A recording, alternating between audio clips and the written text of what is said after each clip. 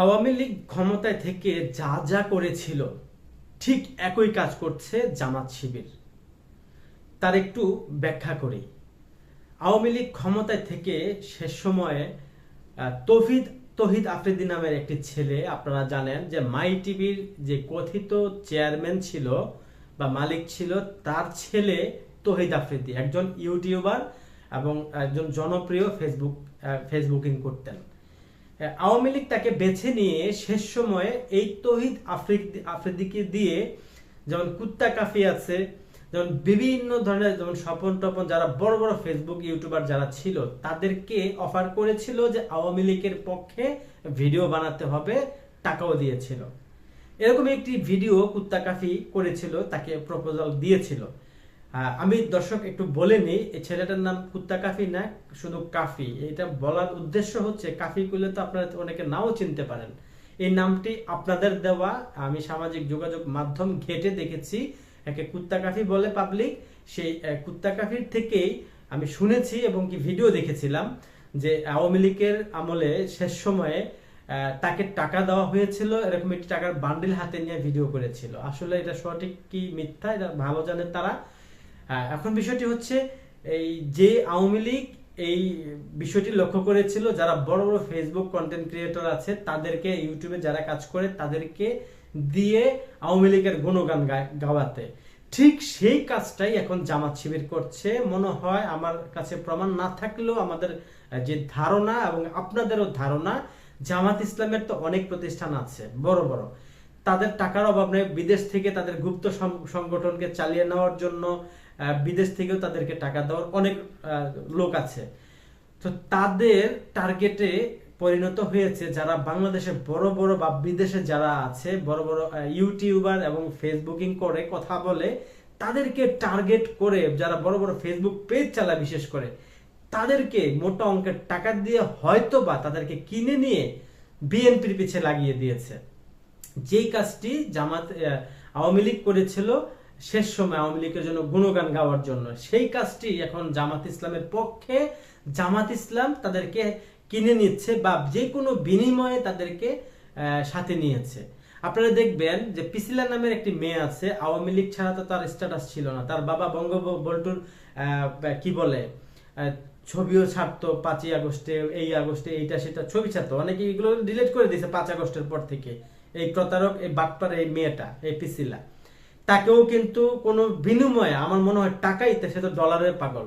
সে যে বাংলাদেশ যেটা নিয়ে ভাইরাল হয়, তাকেই হাতে ধরুক পায়ে ধরুক যেভাবে হোক তাকে লাইভে আনতেই হবে। তার ফেসটা দিয়ে তাকেও কিছু জিজ্ঞাসাবাদ করবে, কথা বলবে, মানে ভাইরাল টপিকের উপরে সেই মানুষগুলোকে নিয়ে আসতো। হয়তো ডলারের নেশাই তো, এটা তো বুঝেই যায়।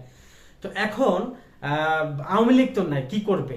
তো আওয়ামী লীগের পরিবর্তে বাংলাদেশের যে গুপ্ত সংগঠন ছিল হেলমেট বাহিনী ছাত্রলীগের সাথে, সেই জামাত শিবিরকেই তারা ফলো করছে এবং জামাত শিবিরের থেকে হয়তোবা তারা মোটা অঙ্কের টাকা পেয়ে এখন তারা জামাতের জন্য 24 ঘন্টা জামাত ভালো কাজ করলো সেটা স্ট্যাটাস, এবং মনে করেন যে জামাত বিএনপি, আমি সবাই ভালো বলবো এমনটি না, খারাপ লোক সব দলের মধ্যেই আছে। তবে বিএনপির যারা খারাপ কাজ করেছে এই বিষয়টা নিয়ে আকার ইঙ্গিতে ব্যঙ্গ করে সেটা নিয়ে স্ট্যাটাস দিয়েছে এই পিসিলা, কাফি এবং কি মনে করেন ইলিয়াস, পিনাকি, যদিও এরা কেউ একজনও জামাত ইসলামের সাথে, রাজনীতির সাথে যুক্ত নয়, সরাসরি কেউ বলেও নি। সেই জন্যই মানুষের রাগটা উঠে। জামাত সরাসরি বললে কেউ কি না করবে তাদেরকে নিতে, যেহেতু যে জামায়াত ইসলামের লোগোর মধ্যে আল্লাহ তাআলার আরবিতে নাম ছিল সেটা উঠিয়ে ফেলেছে, এই ক্ষমতার লোভে পড়ে এই তারা জামাত শিবিরের এই কাজগুলা করেছে, যেখানে কিনা যিশুর আকৃতির মতো করে তারা দাড়িপাল্লাটা বসিয়েছে একটা কোরআন শরীফের উপরে। এটা তো একটা বড় ধরনের, আমার দৃষ্টিতে, এবং কি অনেকেই কমেন্ট করেছে, এটা নিয়ে ভাইরালও হয়েছে, যে যিশু কোরআনের উপরে যিশুর আকৃতি নিয়ে আসে। যদিও তারা এটা ব্যাখ্যা দিয়েছে বিভিন্ন প্রতীক, বিভিন্ন বিষয়টা নিয়ে তারা এক একটা করে করেছে, কিন্তু মানুষের চোখে মানুষ তো বুঝে, মানুষ তো এমন না যে তারা যা বলবে তাই বিশ্বাস করবে, মানুষ যা বুঝাবে, মানুষকে যা বুঝাবে মানুষ তাই বুঝবে। সবার বুঝ সবার কাছেই আছে, সবাইকেই আমি সেই বুঝের দিক দিকে আমি রেসপেক্ট করি, সে যে দলেরই হোক। এখন সেই জামাত, সেই যেহেতু এইগুলা করতে পারে ক্ষমতার লোভে, তো সেই জামাত আওয়ামী লীগের সেই বিষয়গুলো যে সেই পন্থাগুলো যে লক্ষ্য করছে না কিভাবে বুঝবেন? তারা টাকা দিয়ে, যেমন এই বড় বড় ফেসবুকার যেগুলো আছে, যেই কোনো বিনিময়ে লোভে হোক, টাকা দিয়া হোক, তাদেরকে হাতে নিয়ে শুধু অনলি বিএনপির বিরুদ্ধে। আপনারা বলতে পারবেন সে সমস্ত পেজগুলোর মধ্যে যে জামাত এত অপকর্ম করে, নারী নিয়ে ধরা খায়, এবং জামাতের লোকেরা সরাসরি, শিবিরের লোকেরা অস্বীকার করে তাদেরকে যে তাদের নেতাকর্মী নয়, মসজিদের ইমাম বলে চালিয়ে দেয়। মসজিদের ইমামের একটা ইজ্জত আছে, আমরা সবাই জানি এই এলাকার মধ্যে, প্রত্যেক এলাকায় মসজিদ আছে, কিন্তু জামাতের কাছে মসজিদের ইমামের, জামাত শিবিরের কাছে মসজিদের ইমামের কোনো যদি ইজ্জত থাকতো, সম্মান থাকতো, তাহলে দলীয় পরিচয়টা দিত, তাহলে তাকে বহিষ্কার করতো সেটা বলে, তারা একটা প্রশংসার দাবিদার রাখতে পারতো। কিন্তু তারা সরাসরি সেটা কি করলো, গরু নদীর এটাকে অস্বীকার করে বললো সে জামাতের কেউ না, শিবিরের কেউ না, সেক্রেটারি বেক্রেটারি কিছুই না, সে একটা মসজিদের ইমাম। তাহলে সেই ইমাম রোজার মাসে গভীর রাতে প্রবাসীর স্ত্রীর সাথে পরকিয়া করে খারাপ অবস্থায়, সেটা তো বুঝছেন যে কি করতে গিয়েছিল। অনেকে বলেছিল যে ফজরের নামাজের বা তাহাজ্জুদ পড়াইতে গেছে, তাহাজ্জুদের নামাজ পড়াইতে গেছে। অনেকে বলছে যে কমেন্টে যে দিনী প্রচার রাতের বেলা করতে গেছে, এরকম অনেকেই করেছে মজা করে। কিন্তু তারা তারপরের দিন সেই শিবিরের সেক্রেটারিকে তারা বহিষ্কার করেছে। তো সেটা আবার মসজিদের ইমামকে আবার কিভাবে বহিষ্কার করে? তো তারা যে এই ধরনের মুনাফিকি কাজ করে, এই ধরনের যে কাজ করে, তো সেই জিনিসগুলোই বললাম যে আওয়ামী লীগ যা যা করতো, যদি জামাত কখনো ক্ষমতায় আসে, আপনারা দেখবেন বিএনপি নেতাকর্মীও অনেক গুম হবে, খুন হবে। ইতিমধ্যে তো অনেক কিছুই করছে, আপনারা দেখছেন তারা। তো অতএব এই যে আওয়ামী লীগের লোকগুলা আর জামাতের লোকগুলা একই নায়ের মাঝি, একসাথে হেলমেট পরে রাজনীতি করেছে, এবং কি একসাথেই সেই অপকর্মগুলা করেছে। এগুলো তো তাদের জামাত শিবিরের রক্তে রয়েছে, যার ফলে এরা এই ধরনের কাজ করে। আপনি একটা জিনিস আওয়ামী লীগের, আপনি অনেক কিছু বলতেন, আওয়ামী লীগ কিন্তু এরকম রিয়াকশন করতো না, হয়তো আপনার সাথে মব সৃষ্টি করার চেষ্টা করতো। কিন্তু এই জামাত ইসলামের লোকেরা আপনার কথা বলবেন, সেই কথার নিচে আইসা একটা রিয়াকশন দেবে, তা আপনার বাবা মা 14 গোষ্ঠী মা বোনকেই টার্গেট করে তারা। যখন এরা 71-এর সময় মা বোন কোন জায়গায় যারা যুবতী নারী ছিল, এদেরকে দেখিয়ে দিত পাক হানাদার বাহিনীদেরকে যে এই ঘরে যুবতী নারী আছে, এবং এর সাথে তারাও এই খারাপ কাজে লিপ্ত থাকতে পারে, তা না হলে তো এদের সাথে মিলবে না। সেই নারী ঘটিত বিষয়টা কিন্তু এখনো এই বর্তমানেও, এই 5ই আগস্টের পর এই 1 বছরে কতটি নারী ঘটিত বিষয় আপনারা দেখেছেন।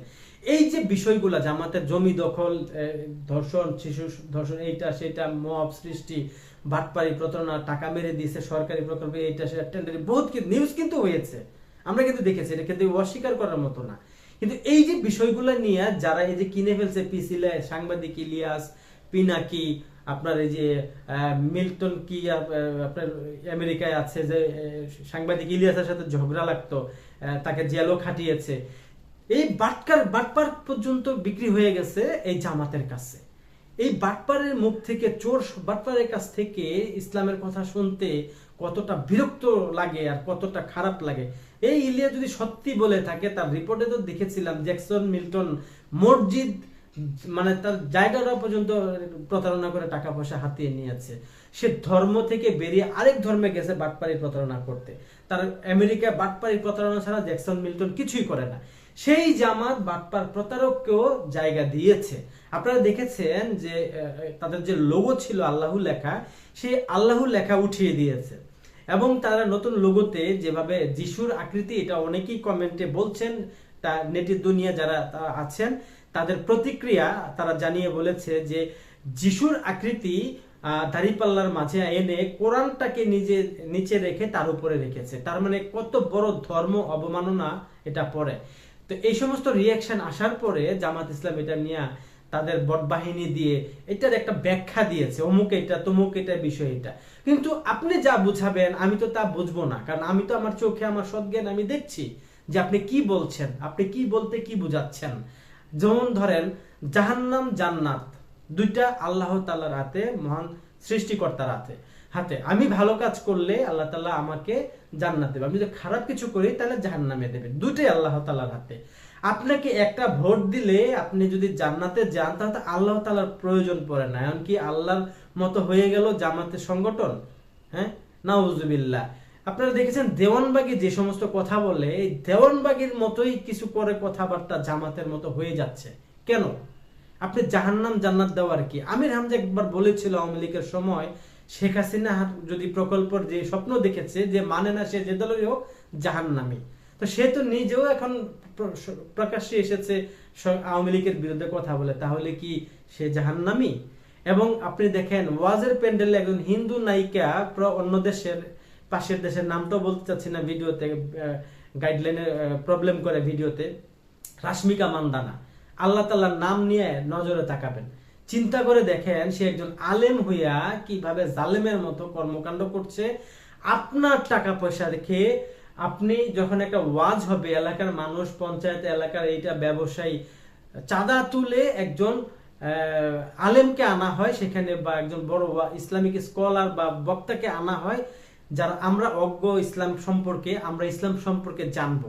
আর সেখানে আইসা এই আমির হামজা থেকে শুরু করে এবং আরো অনেক আছে এদের মধ্যে জামাতের আরেক হুজুরকে অপমান করে। অথচ ইসলামে বলেছে গীবত গাওয়া মরা ভাইয়ের গোশত খাওয়া, এবং গীবতকারী কিন্তু পরকালে বড় ধরনের শাস্তির সম্মুখীন হতে হবে তাদেরকে। আর আমার কথা হচ্ছে জামাত ইসলাম কি আল্লাহ তাআলাকে মানে না আল্লাহ তাআলাকে বাদ দিয়ে জাহান্নাম জান্নাত এবং গীবত গিয়ে সবকিছু করে তারা জান্নাতে চলে যাবে? এরকম কি কিছু করার সুযোগ আছে? আপনাদের কাছে প্রশ্ন রইল, এরকম সুযোগ কারোরই নেই। যেমন আরেক বাটপার বলেছিল যে সৌদি আরবে তোয়াল্লা চুরি করে জেলও খেটেছিল, সেই বাটপার জাহাজে করে সে জান্নাতে নিয়ে যাবে। তো সেই বাটপারও কিন্তু বলছিল যে এই জামাত যেখানে লাগবে সেখানেই দূষিত হবে।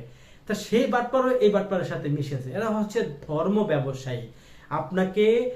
আপনি তার পক্ষে থাকলে ভালো, আপনি তার বিপক্ষে গেলে খারাপ। যে জিনিসটা আওয়ামী লীগের বেলা হয়েছিল, পক্ষে থাকলে বন্ধু, না পক্ষে থাকলে হচ্ছে পক্ষে থাকলে সঙ্গী, না থাকলে জঙ্গি। সেম যে বিষয়টা, আপনি জামাতের পক্ষে থাকলে আপনি ইসলামের পক্ষে, আপনি রাসূলের পক্ষে, আপনি জান্নাতি।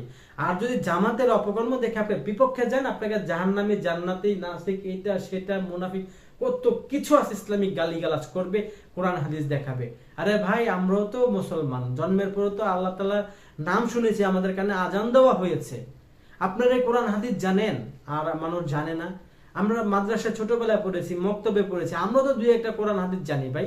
আউয়ালিউ মা ইউহাসাবু বিহিল আবদু ওয়া ইয়াউমাল কিয়ামাতিস সালাহ। এই হাদিসের অর্থ হচ্ছে কিয়ামতের সময় সর্বপ্রথম নামাজের হিসাব হইবে। অপরদিকে আরো একটা হাদিস আছে, আকলিস দিনাকা ইয়াকফিকাল আমালুল কলিল। এটার অর্থ কি, যদি সহি শুদ্ধভাবে আমি নাও বলতে পারি, আপনারা এটা মাইন্ড করবেন না, কারণ আমি ইসলামিক স্কলার না, আমি বক্তাও না, আমি তো হাদিসটা বলেছি। এখানে আপনারা এটার বাংলা অনুবাদ করলে আপনারা জানবেন, অল্প আমলেই নাজাতের জন্য যথেষ্ট হইবে। তো আপনারা এত জানোয়ার হয়ে কিভাবে ইসলামের বিরুদ্ধে? এই কিছুদিন আগে নবীজিকে নিয়ে অনেক কথা বললেন, এবং নবীর স্ত্রীকে নিয়ে বললেন যে নামাজ পড়ে নাই কোনোদিন, রোজা রাখে নাই কোনোদিন, বেপরদায় চলছে। আরে ভাই, আপনি ইসলাম সম্পর্কিত কিছু জানেন না, আপনি তো মানসিক রোগী, আপনাকে তো পাবনায় নিয়ে ভর্তি করানো উচিত। আপনাকে আগে ইসলাম জানতে হবে, বুঝতে হবে। আপনি ওয়াজের প্যান্ডেলে গেলেন, ওখানে শত শত মানুষ কষ্ট করে 1 সপ্তাহ 2 সপ্তাহ লাগিয়ে আবার ওয়াজের অ্যারেঞ্জমেন্টের জন্য অনেক টাকার প্রয়োজন ওখানে আনলো।